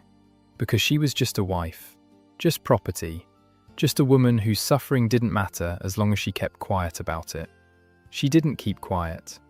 Let me tell you something about the physical reality of being beaten in Tudor England, because I don't think I've been clear enough about what Elizabeth actually experienced. When Thomas Howard hit his wife, he wasn't slapping her. He wasn't pushing her around. He was beating her with the full strength of a grown man who'd been trained for combat since childhood. Tudor noblemen learned to fight from the age of 7 or 8. Swordsmanship, wrestling, hand-to-hand combat. They practiced for hours every day, building the kind of strength and skill that could kill a man in seconds. Their hands were weapons. When they hit someone, they hit hard. Hard enough to break bones, hard enough to cause permanent damage, hard enough to kill if they weren't careful. Or even if they were careful, even if they were trying not to kill. Thomas Howard hit Elizabeth with those hands, those trained, powerful, dangerous hands. Hands that had probably killed men in battle. Hands that knew exactly how much force it took to break things. The injuries she describes in her letters aren't minor. They aren't the kind of bruises you get from a shove or a slap. She describes having her head split open. Let me be clear about what that means. Her skull was struck hard enough to tear the skin, to expose bone, to cause the kind of bleeding that can kill you if it doesn't stop. Head wounds bleed profusely. The scalp is full of blood vessels. Even a relatively minor cut can produce horrifying amounts of blood, soaking through cloth, dripping on floors, running into your eyes until you can't see. But a wound severe enough to split her head open isn't minor. That's a serious injury. That's the kind of injury that causes concussions, brain damage, death if you're unlucky or if no one helps you in time. Elizabeth survived, but she would have been incapacitated for days, maybe weeks. Would have had to stay in bed while the wound slowly healed, seeping and crusting and itching as it scabbed over. Would have had headaches, dizziness, confusion, nausea probably. The symptoms of concussion that we now recognize, but that Tudor medicine attributed to bad humours or demonic influence. She would have carried a scar for the rest of her life, hidden under her headdress maybe. But there, a permanent ridge of raised tissue where her husband's fist had connected with her skull. And Thomas Howard did this to her more than once. The letters mention multiple incidents, multiple beatings severe enough to cause serious injury. This wasn't a single moment of rage that he regretted afterward. This was a pattern, a habit, a way of life. How many times was she hit without it being severe enough to document? How many slaps and shoves and punches didn't make it into the letters because they were just routine, just normal, just another day in Elizabeth Stafford's marriage? We'll never know. But if she was documenting the severe beatings, the ones that left visible marks and required recovery time, then the routine violence must have been constant, daily maybe, the background noise of her existence. And then there's the staircase. Elizabeth describes being thrown down a flight of stairs. I mentioned this earlier, but I don't think I conveyed how dangerous that actually was. Tudor staircases weren't like modern stairs. They were steep, much steeper than anything you'd see in a house today. They were narrow, often spiral, designed for defense rather than comfort. The idea was that attackers climbing up would be disadvantaged, their sword arms cramped against the outer wall, while defenders above had full range of motion. These were not safe structures. People fell on them regularly even without being pushed. The combination of steep angles, narrow treads, and often inadequate lighting made every trip up or down a minor risk assessment. And Elizabeth wasn't just falling, she was thrown, pushed with force by a man who outweighed her by probably 50 or 60 pounds of muscle. She would have hit every step on the way down, her body bouncing off stone or wood, accumulating injuries with each impact. The banister, if there was one, scraping against her arms as she tried and failed to catch herself. Bruises on her arms and legs from the impacts. Bruises on her back and hips from the steps themselves. Scrapes and cuts where stone edges tore through fabric and into skin. Maybe broken ribs from landing wrong. Maybe a broken arm from trying to catch herself. Maybe a fractured skull if her head hit stone at the wrong angle. She could have broken her neck. Could have died instantly at the bottom of those stairs, crumpled like a discarded doll, her spine snapped and her eyes open and staring at nothing. Thomas Howard would have been guilty of murder. Except he wouldn't have been. Not really. Not in any way that mattered legally. Because husbands couldn't murder their wives. The legal concept barely existed. A man who killed his wife might face some consequences, maybe, if anyone cared enough to pursue it. If anyone was willing to accuse a duke. If anyone thought a woman's life was worth the trouble. More likely, Thomas would have claimed it was an accident. She fell. These things happen. The stairs are treacherous. Tragic, really. Such a loss. Pass the wine. And everyone would have looked the other way. Because that's what they did. That's what the system required. A wife's death was less important than a husband's reputation. A woman's body at the bottom of the stairs was less significant than the disruption an accusation would cause. Elizabeth survived the fall. Survived multiple falls, possibly, if this happened more than once. The letters aren't clear on exactly how many times she was thrown downstairs, but she would have felt it every day for the rest of her life. The aches, the stiffness, the joints that never quite worked right again, the sharp pain when the weather changed, or when she moved wrong, or when she woke up in the morning and her body reminded her of everything it had endured. And Tudor England made all of this worse. The cold seeped through stone walls from October to April, making every old injury throb. The damp crept into bones that had been broken and never properly set. There was no relief, no heating that actually worked, no painkillers except alcohol, just the relentless English weather grinding against a body that was already falling apart. If you were in favour, you sat close to the fire. If you were out of favour, like Elizabeth after Thomas expelled her, you sat in the cold parts of rooms that were already cold. You lived in houses with inadequate heating and never got truly warm for half the year. Disease was everywhere. Plague swept through regularly. Sweating sickness could take you in hours, perfectly healthy at dawn, dead by nightfall. Infection could turn a minor wound into a death sentence. The average life expectancy was somewhere around 35 to 40 years. Elizabeth survived into her 60s, ancient by Tudor standards. She'd outlived almost everyone, had watched death take people all around her while somehow, stubbornly, refusing to follow. That's what domestic violence does to a body, not just in the moment, but forever.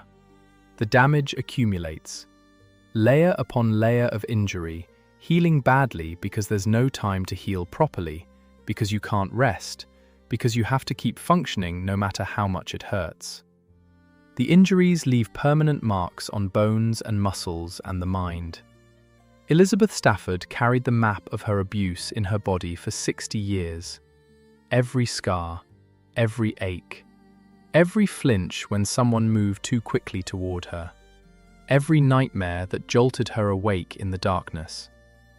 Let me tell you about Elizabeth's children, because they're part of this story in ways that make it even more tragic.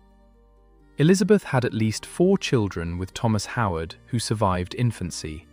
Henry, Mary, Thomas, and possibly others whose records have been lost.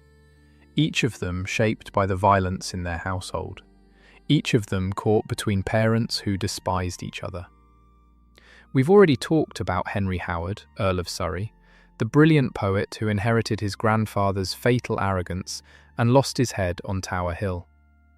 That execution happened while Thomas sat in the tower awaiting his own death, unable to save his son, unable to do anything but wait and listen for news. But let's talk about Mary Howard, Elizabeth's daughter. Her story is its own kind of tragedy. She was married young to Henry Fitzroy, Duke of Richmond. He was King Henry VIII's illegitimate son by his mistress, Bessie Blount. The king loved him, doted on him, was grooming him as a potential heir if no legitimate son appeared. The marriage was political, of course. Everything was political.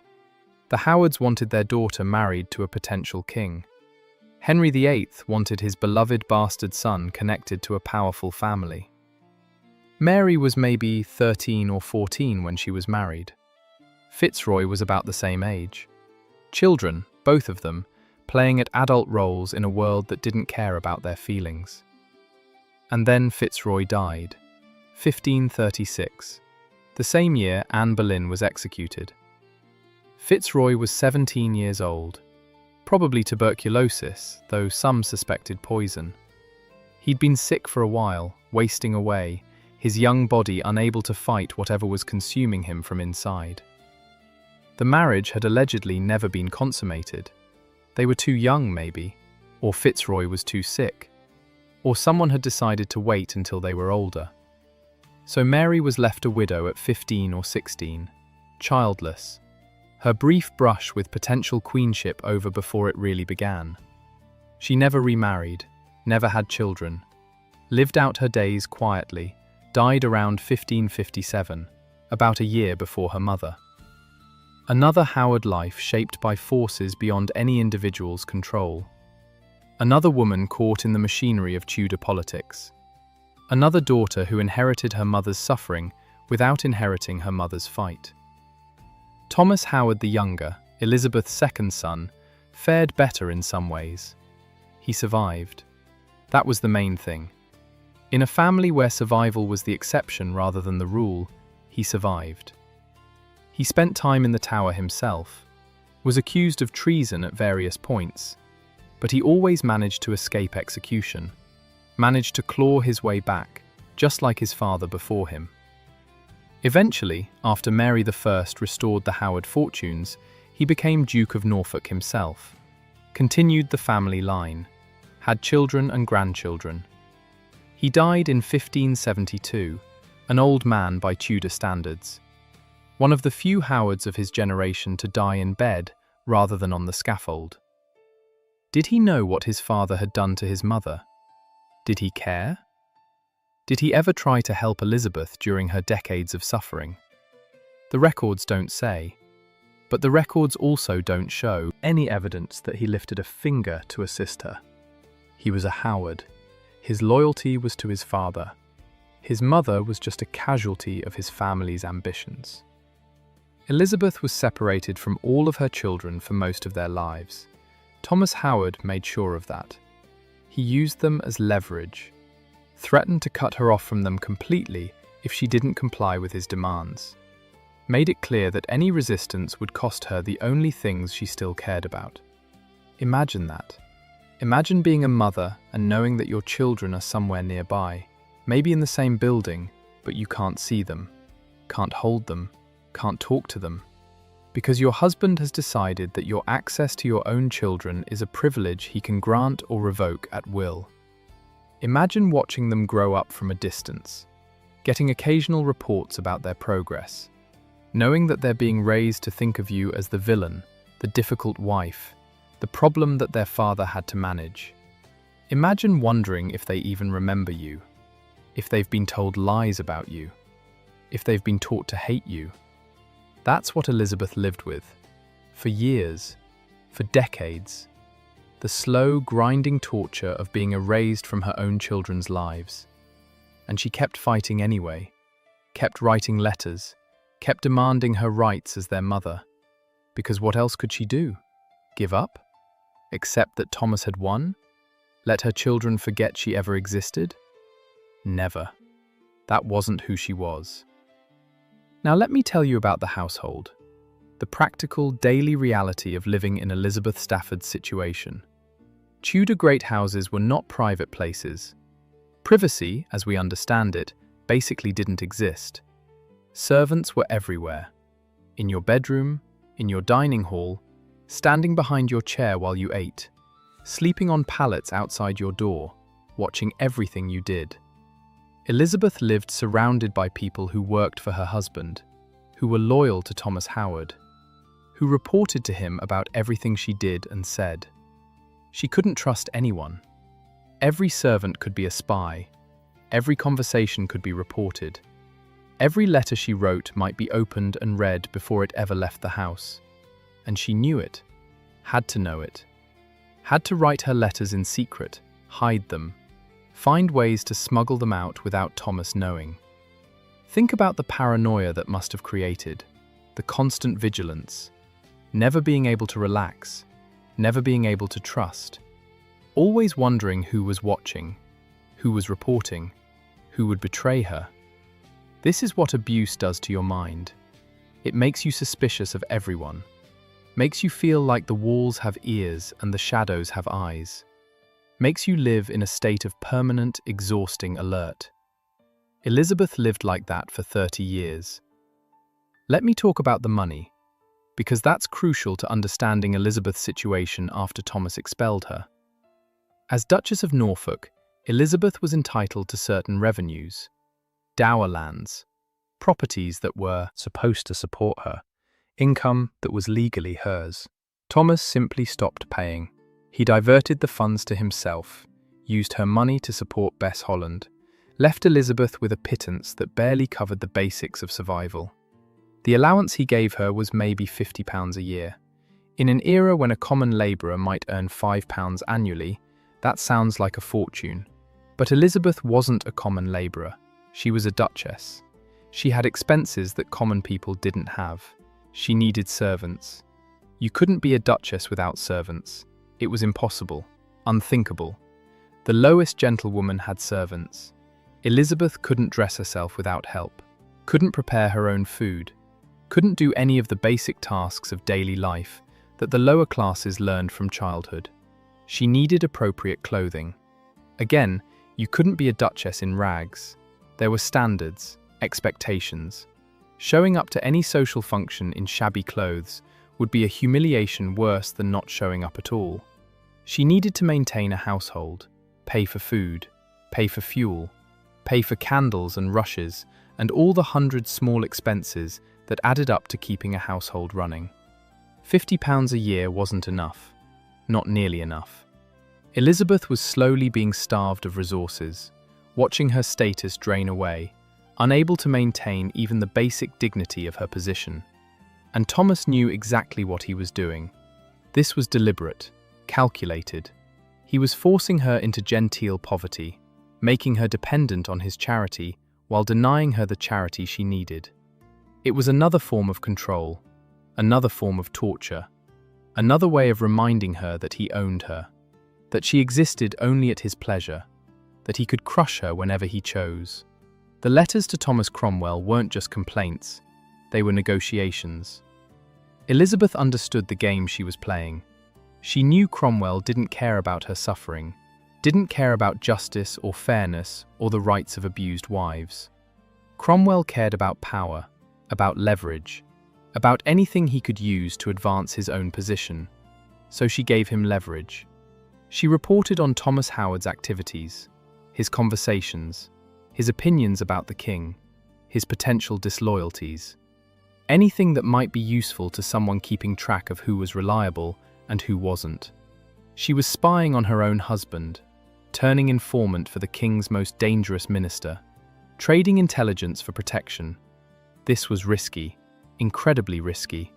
If Thomas found out, he could kill her, could have her declared a traitor herself, could destroy whatever remained of her life. But Elizabeth had already lost almost everything. What did she have left to risk? Her life, yes. But her life wasn't worth much if she had to live it in poverty and humiliation, beaten down, forgotten, erased.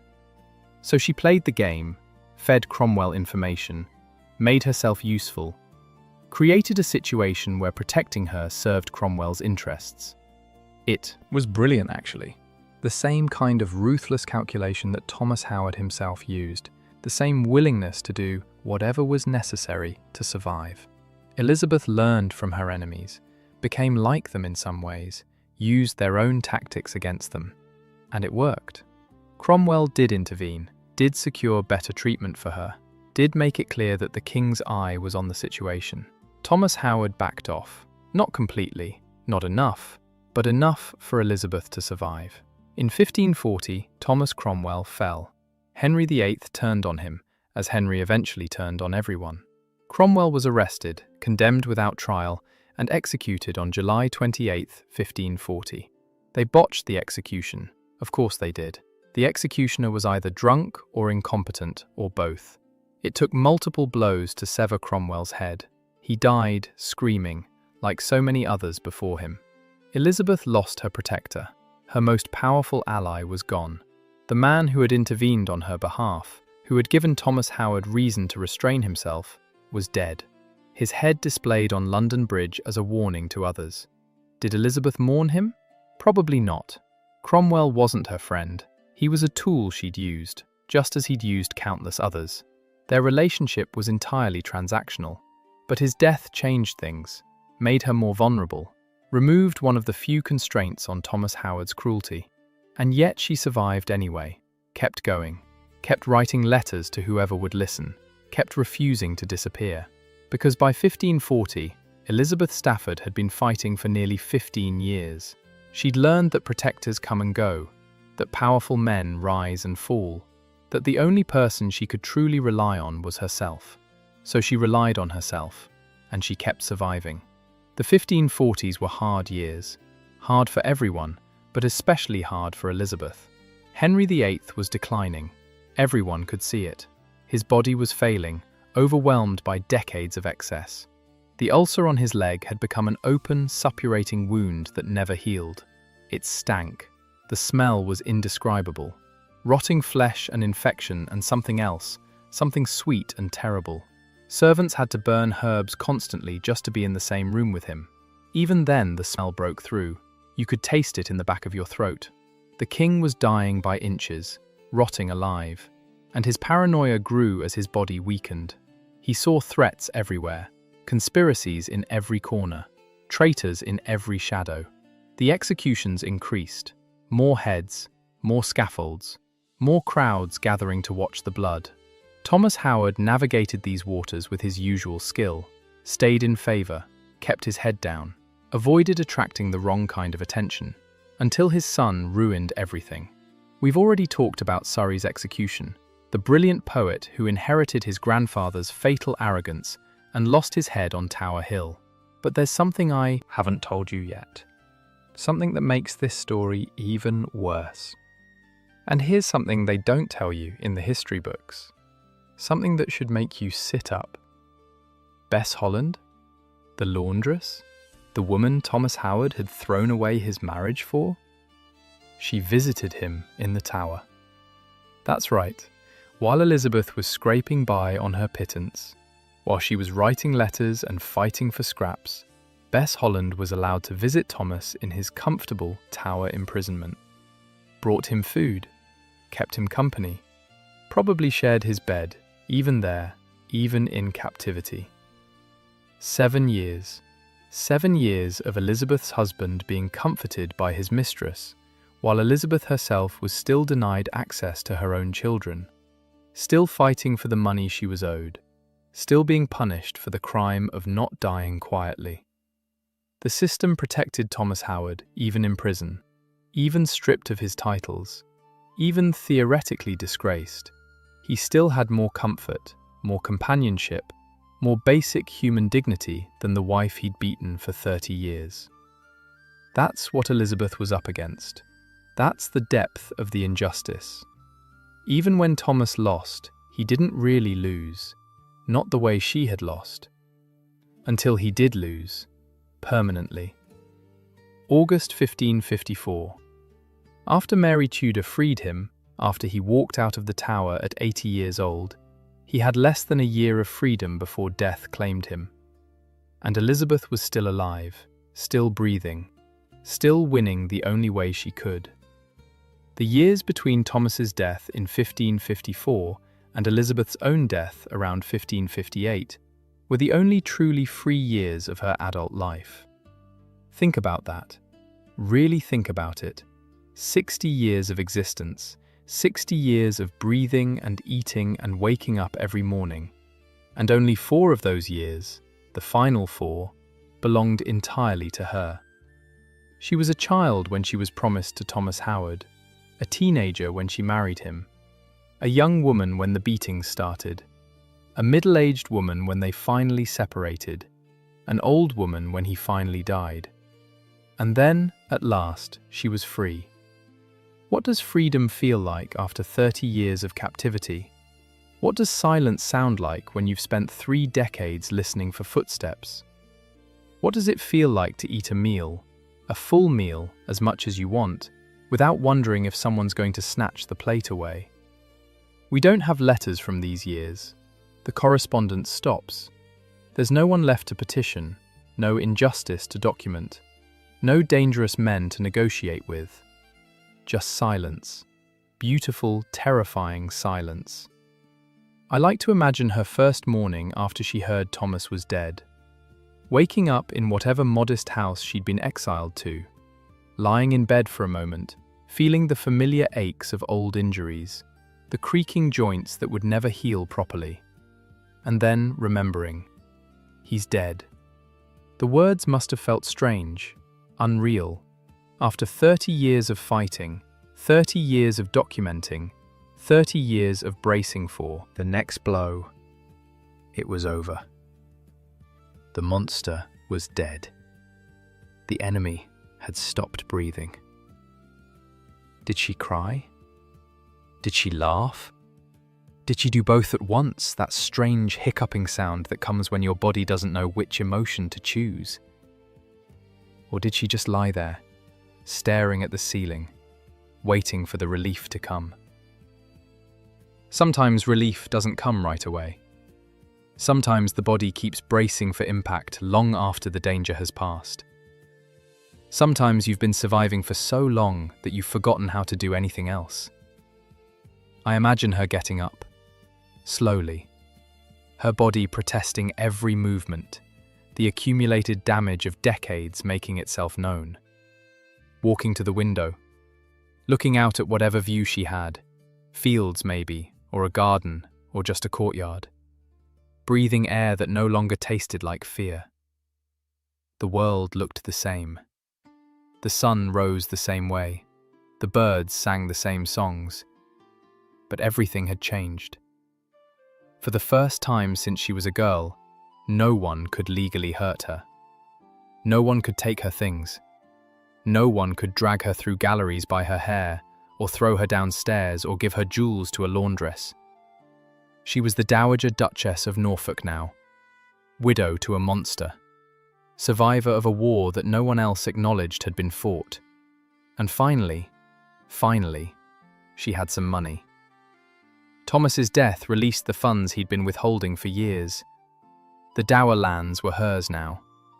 The income that should have supported her all along was finally flowing. Not wealth, not the life she should have had as a duchess, but enough. Enough to live with dignity. Enough to stop counting every penny.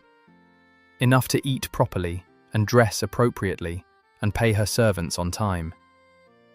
After 30 years of genteel poverty, of wearing the same clothes until they fell apart, of choosing between food and fuel, of being humiliated by her own reduced circumstances, she had enough. Such a small word, enough. But when you've spent decades with less than enough, the word feels like a feast, like a miracle, like finally being allowed to breathe. I imagine her buying new clothes, good cloth, properly made. Nothing extravagant. She was too old and too practical for extravagance, but quality. The kind of fabric that didn't scratch, the kind of stitching that held, the kind of garments that a duchess should wear. I imagine her eating well, Meat on her table. Fresh bread. Proper wine instead of whatever thin stuff she'd been able to afford. Her body slowly recovering from decades of insufficient nutrition. The hollows in her cheeks filling in slightly. The constant gnawing hunger finally satisfied. I imagine her sleeping. Really sleeping. Not the light, watchful doze of someone who might be attacked at any moment. Not the restless tossing of someone whose stomach is empty, or whose body aches from the last beating. Just sleep. Deep. Peaceful. Dreamless. Did the nightmares stop? Probably not entirely. 30 years of trauma doesn't simply evaporate. She would have woken, sometimes with her heart pounding, her body tensed for blows that weren't coming. Would have flinched at loud noises, would have felt a spike of fear when anyone raised their voice.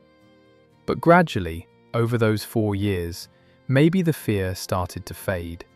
Maybe she learned, slowly, to unclench, to stop waiting for the next attack, to believe, in some deep part of her body that had forgotten how to believe anything, that she was actually safe.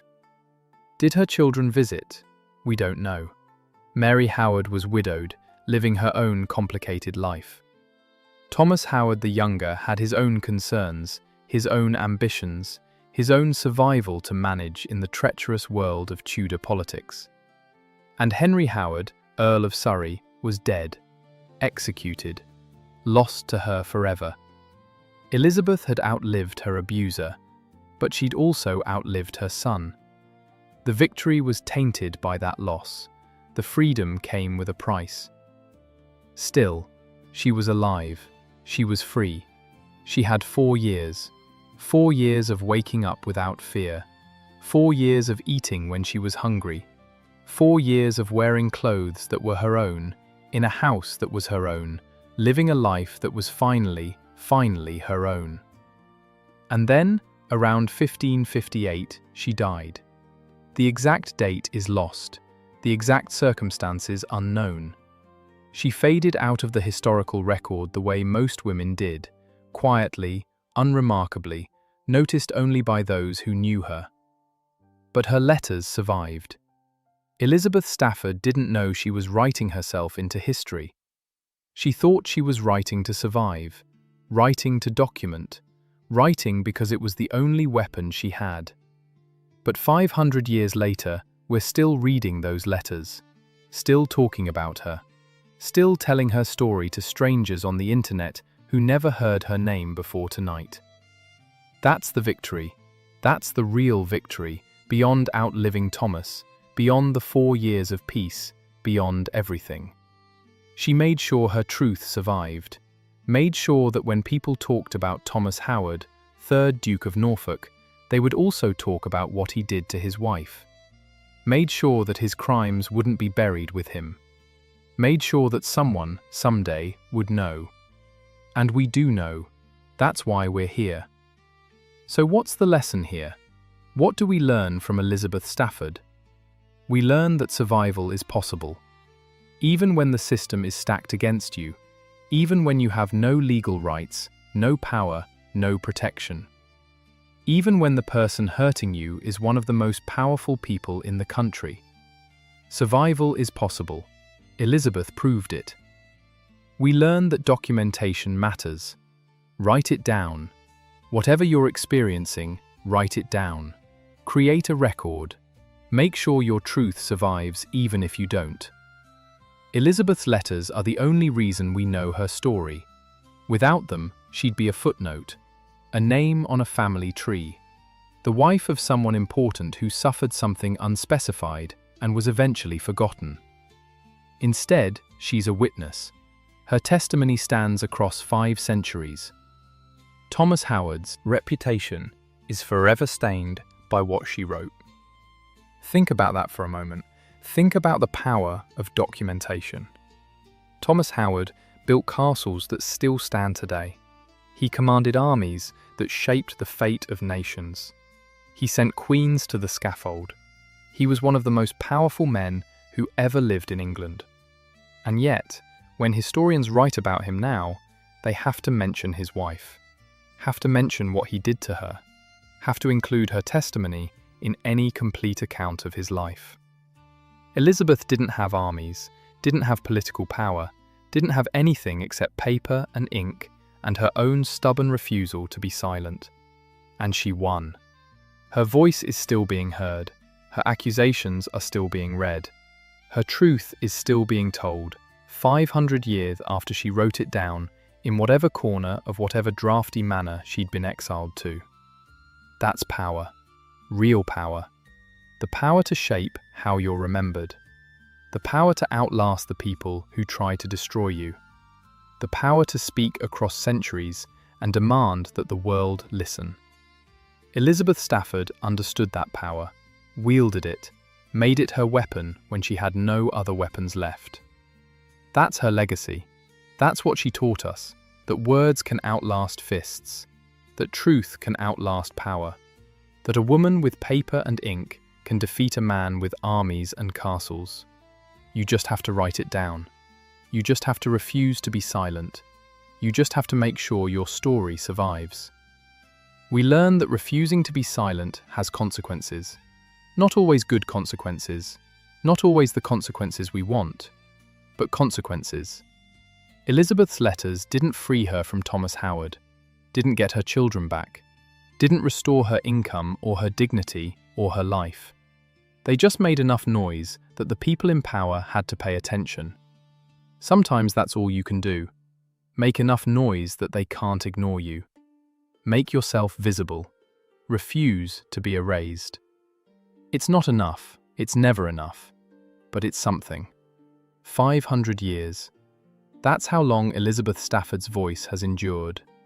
Thomas Howard built castles, commanded armies, shaped the fate of nations, sent queens to the scaffold, wielded power that most people can barely imagine.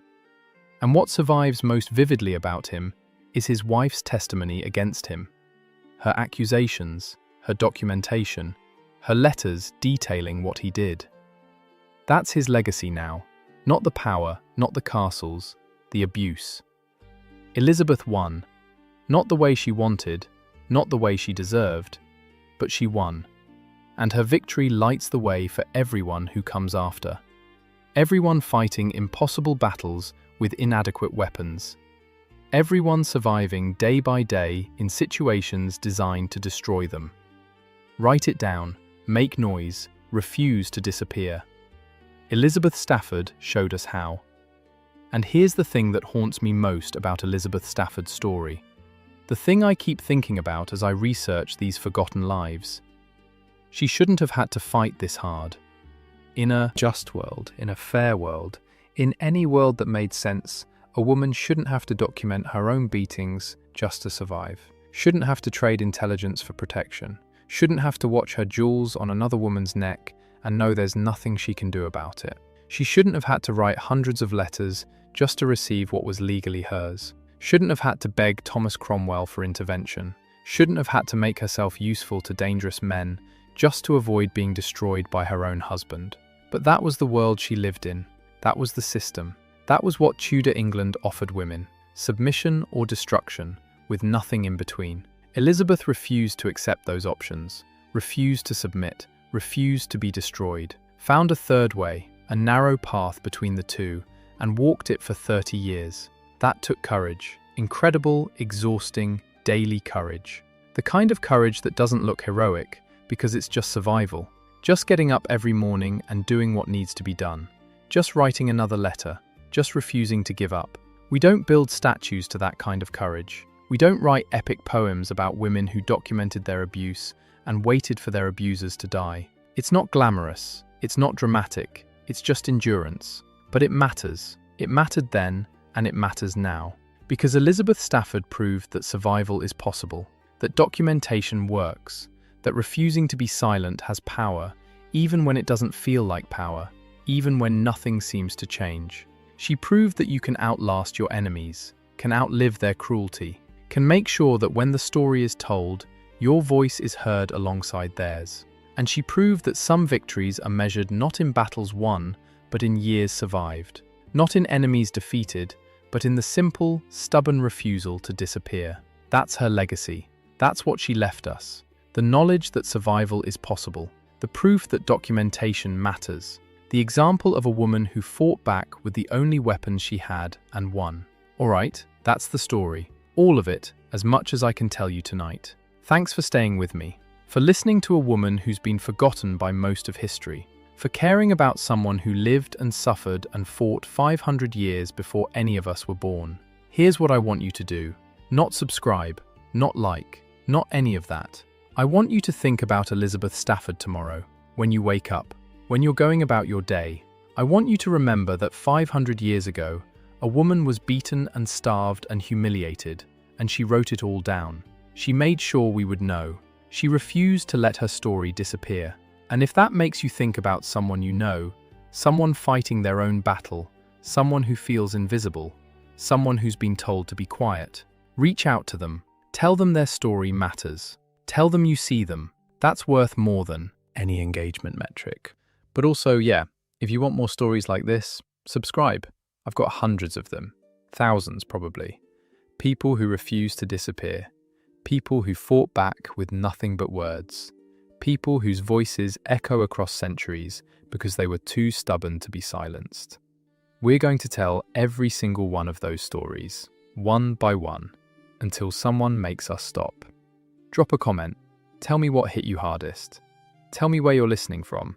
Tell me who we should remember next. And then get some sleep. You've earned it. This was a long one. Elizabeth Stafford survived 30 years of abuse and outlived her abuser. She documented everything. She refused to disappear, and 500 years later, we're still talking about her. That's not luck. That's strategy. That's power. That's a woman who understood that words outlast fists. Good night, everyone. Sleep well. And remember, the best revenge is being remembered. Elizabeth Stafford knew that. Now you do too.